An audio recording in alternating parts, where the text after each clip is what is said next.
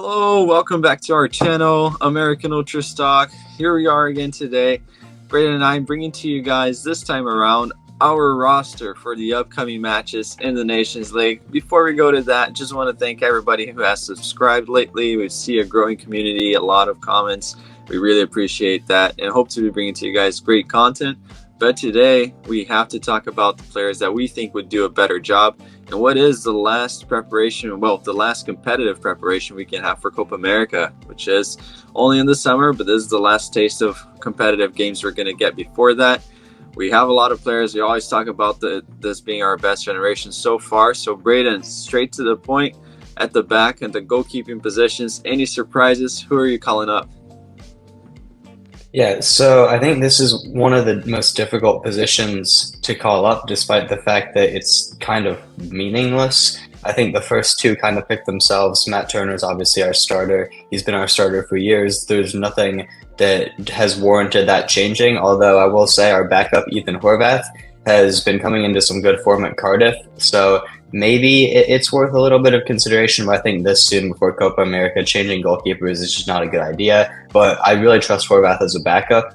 And then for the third spot, there's three ways you could go, really. There's Drake Callender, who's been amazing in MLS. Ever since Messi joined last year, he's been a completely new player. And honestly, I wouldn't be mad with him getting called up. I'd trust him in goal, to be completely honest. I think he's been in better form than Turner has, at least. Not saying he's a better player, but I trust him fully if he was to go in goal for some reason, if both of the top two were to get hurt. We've got Gaga Slonina as well, who should probably be with the Olympic camp, but realistically, UPenn haven't seemed to release him for those. So if we want him involved at all, he should be with the main team, get him integrated into the roster because we know how much potential he has. He will be part of the USMNT sooner rather than later, so maybe it's worth that.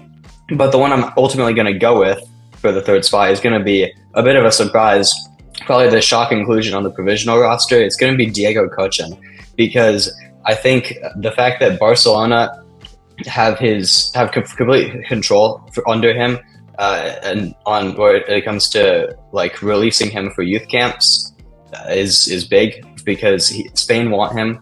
Spain have been recruiting him for their youth teams, and Barcelona can easily say, if we were to call him up to the Olympic camp or the U20 camp as well, either one of those, Barcelona can just say, no, we're only going to release you for Spanish camps. But if we're going to call him up to the main team, they have no choice there to release him, because it is a FIFA window. It's a competitive match. So I think, honestly, just to get out ahead of this dual national battle, the game against Jamaica, honestly, I think if we play as well as we can, it doesn't really matter who's in goal. So honestly, this might be a crazy shout, but I would call up Cochin and maybe even start him against Jamaica to completely cap tie him in this dual national battle and just make sure he's ours for the future, because his future is extremely bright.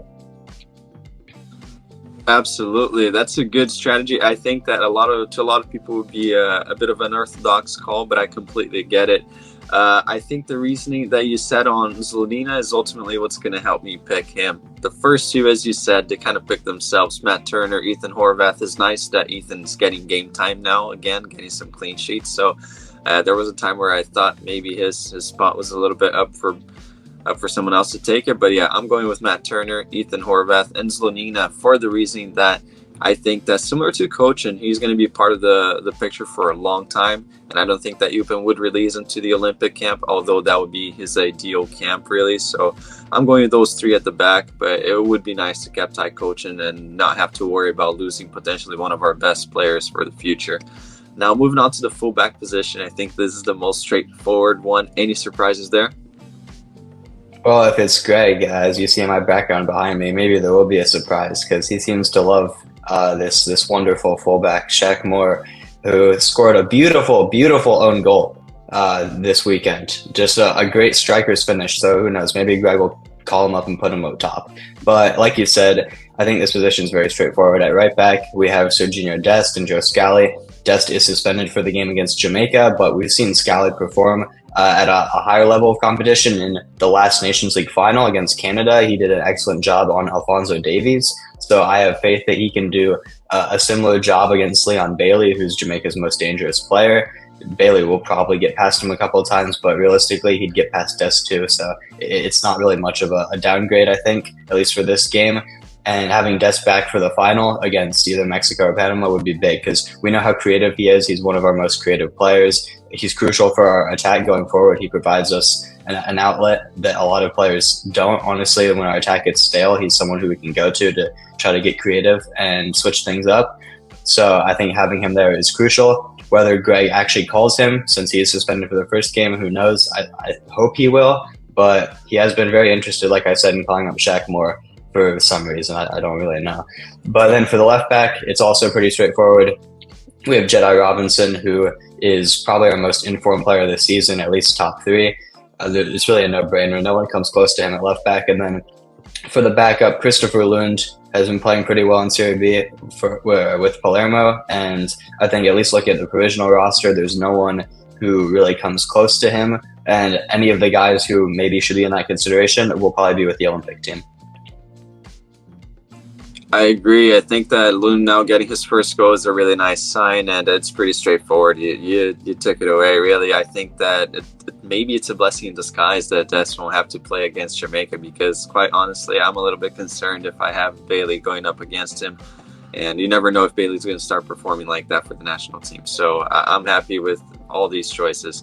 Dest, Scally, Jedi, and Christopher Lund as the backup for the left back position.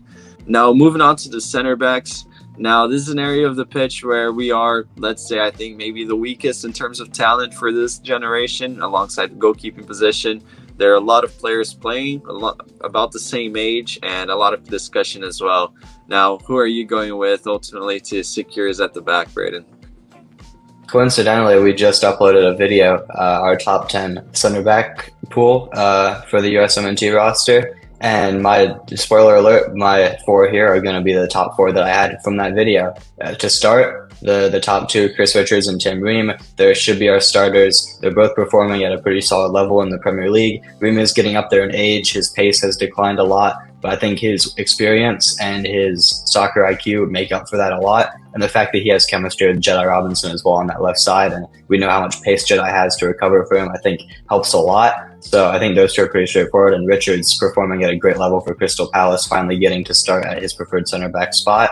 And then for the backups, I'm going with the former Union duo, Austin Trusty and Mark McKenzie. I think Trusty should be getting a lot more calls than he has, especially since he seems to be the heir to Tim Ream, a left-footed, left-sided center back that I think can go in and replace him perfectly once Ream does eventually get too old for the national team in a year or two's time. I think, honestly, after Copa America, we need to start phasing Ream out because I don't think he'll be at that level for the 26 World Cup. And Trusty, I think, is the perfect made replacement. He's playing in the Premier League as well, although not as good of a level. Obviously, he's with Sheffield, the worst team in the league. But he's a high-level championship player. I think that's his level, and that's, for me, good enough to get in this roster. And the final one, Mark McKenzie, playing at an excellent level in Belgium. I would argue he might be our most informed center back, him and Richards. It's a pretty close battle between them two, but ultimately I think his form warrants consideration to be called up here. Other options, Greg will definitely call up Miles Robinson, especially since he just scored his first goal for FC Cincinnati this weekend. So perfect excuse for Greg to call him up. He loves Miles for whatever reason. And CCV as well is usually with the roster, but I've expressed concerns in the past. If you want to go watch our top 10 center backs video, I touched on it as well. The level he's playing at, I don't think is good enough for this current standard. I think Trusty and McKenzie as the backups are playing at a higher level, and I think right now they deserve the call up over him. Yeah, please make sure to check out that video. It's doing quite well. Some of you guys really enjoyed it, where we talk about some of the players that are lesser known as well that may be on the come up for the next years. Now, I agree with you in every single point. However, my top 4 was a little bit different there, so that's why it changes over here as well. So I'm going with the first 2, the starters. They kind of pick themselves. The guys that are performing at the Premier League. So Tim Ring and Chris Richards. Now, moving on to the backups. I would go with, this is going to sound crazy to some, but Walker Zimmerman. I think that looking at some of the experienced players that we might miss in some positions, I think that he's a good backup for this camp, this specific camp. I similarly don't really rate the CCV as high. I think that the Scottish Premiership is very weak. very, very weak. And I would go with Austin Trusty. I think that he's also in the Premier League, and I feel like, especially for the transitioning post-Ring era, he, as a left-footed center back and quite fast as well as speedy, could be a really good addition. I would like to see him in the team. I have love for Mark McKenzie as well, but this time around he would sit out. Now, moving on to the midfielders. Now, this is a position where we may have some guys sitting out due to injury. So there's a bit of discussion who would get called up, who gets the nut over who. Now, I'm very curious to see who makes your roster there, Braden.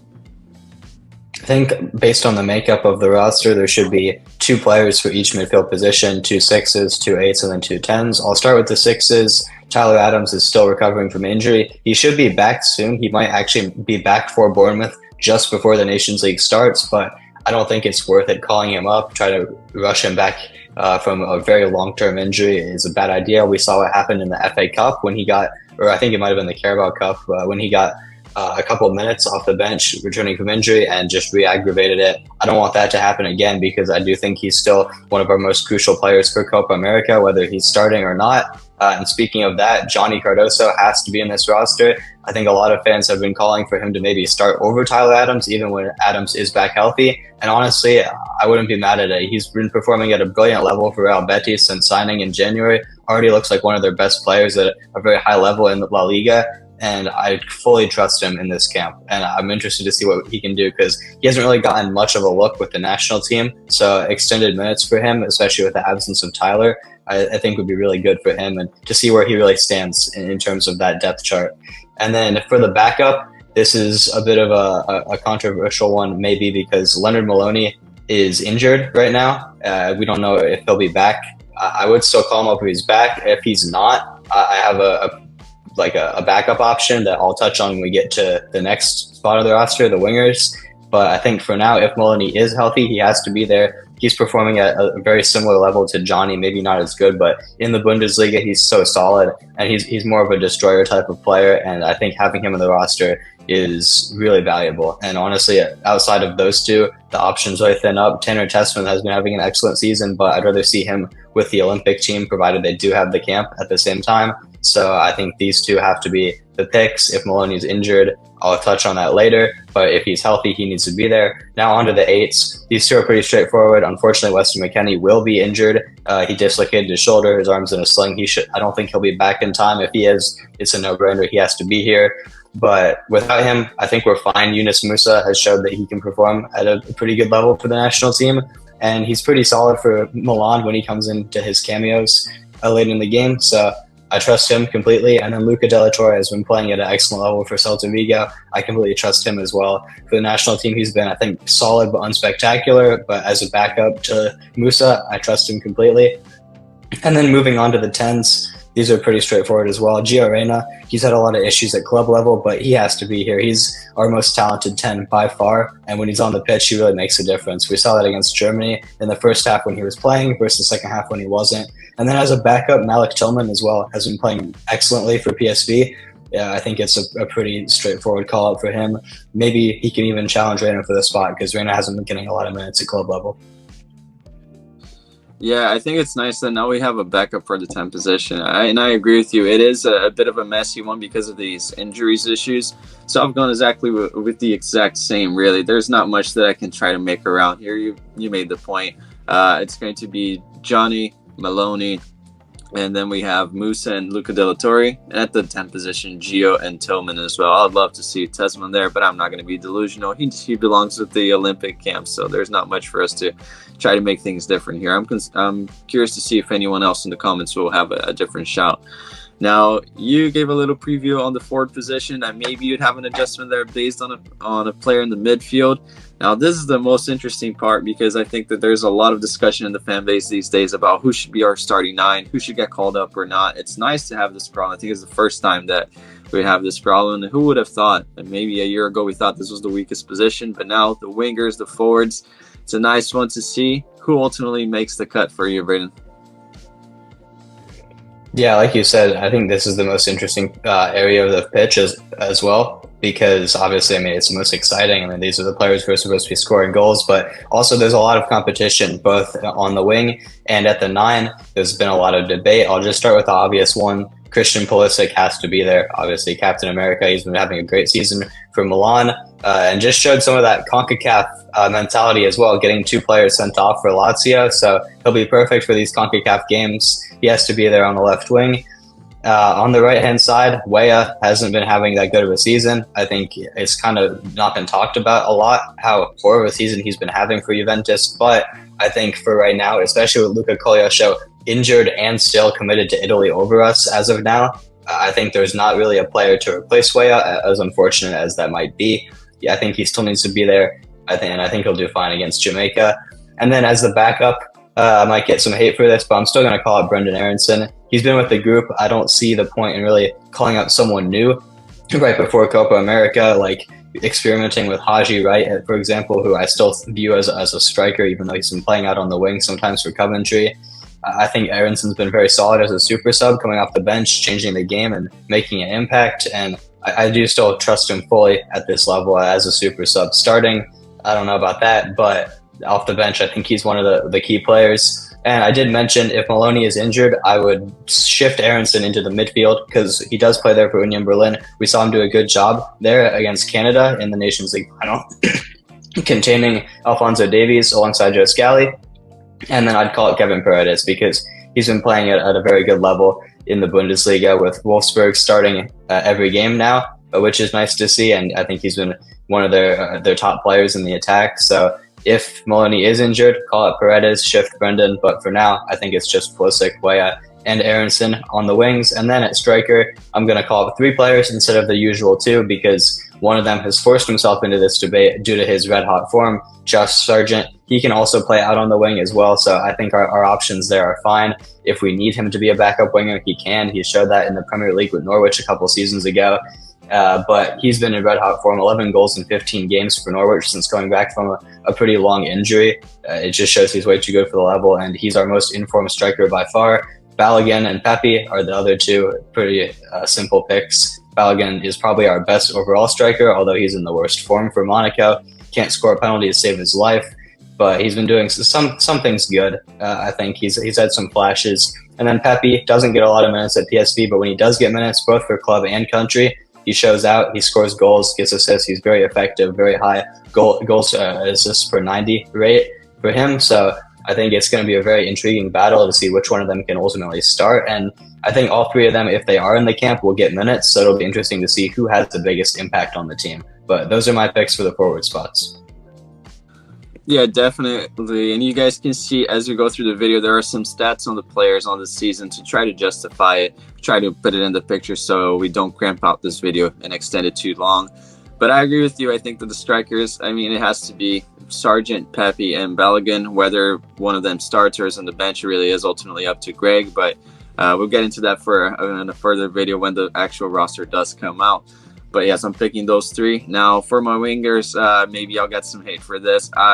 Similar to your pick on Brendan Aronson, I went a little bit unorthodox here, and I have some reasoning. Yours was the versatility. I think it's just really rewarding the form that he's been in, because you're right, Haji Wright has been kind of playing as a winger, as a 10, kind of everywhere, and is having a good season. I think that if he ever deserved a call-up, it would be now.